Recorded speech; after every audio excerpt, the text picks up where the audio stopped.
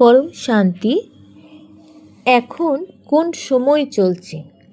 এখন ব্রহ্মাজির বয়স হচ্ছে দেখো 100 বছর। প্রথম 50 বছর পার হয়ে গেছে।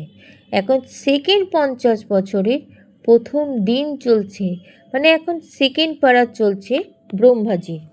আর ব্রহ্মাজির 1 সেকেন্ড যখন হয় তখন পৃথিবীতে 1,00,000 সাল হয়। আর সেকেন্ড পরাদেরও এখন মানে সেকেন্ড 50 বছরের আবার প্রথম দিন চলছে। আর 7টা মন্বন্তর চলছে, মানে 6টা মন্বন্তর পার হয়ে গেছে। আর 28টা যুগান্তর চলছে, মানে 28 বার চতুর্যুগ ঘুরছে। বুঝতে পারছো? সেকেন্ড 50 বছরে যে সেকেন্ড পারার যে চলছে তারও 198 কোটি বছর সাল চলে গেছে। হিসেব করে দেখো তাহলে কতটা টাইম চলে গেছে।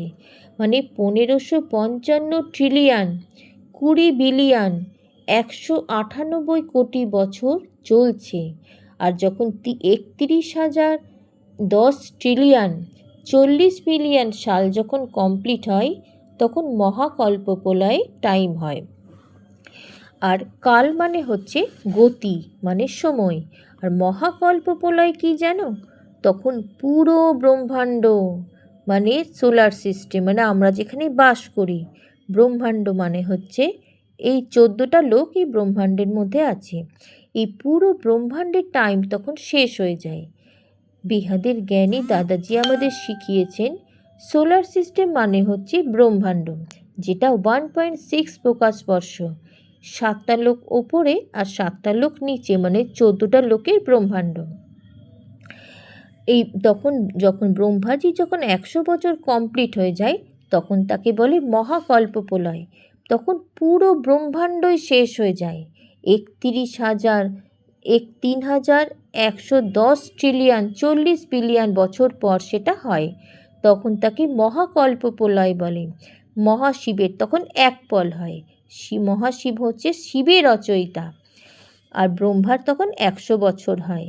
শিব আবার তখন করে কি, সূর্যের ভেতর প্রবেশ করে গিয়ে কাল অগ্নি তৈরি করে নিজের ভেতর পুরো ব্রহ্মাণ্ডকে গ্র্যাভিটেশনে ঢুকিয়ে নেয়।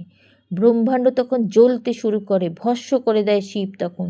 সব লোক তখন মানে সমস্ত ডাইমেনশন তখন শেষ হয়ে যায়।